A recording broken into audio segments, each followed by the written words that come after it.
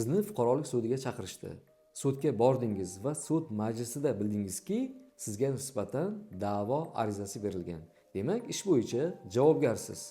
Bunday vaziyatda qanday yo'l tutish kerak?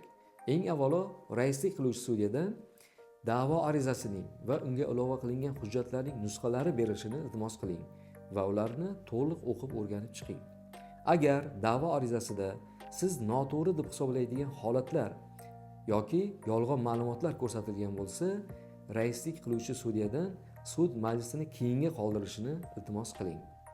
Oradagi vaqtda esa da'vo arizasidagi ma'lumotlarning noto'g'riligini yoki yolg'on ma'lumot ekanligini isbotlovchi dalillarni yig'ing. Ularni keyingi sud majlisida sudga taqdim qiling.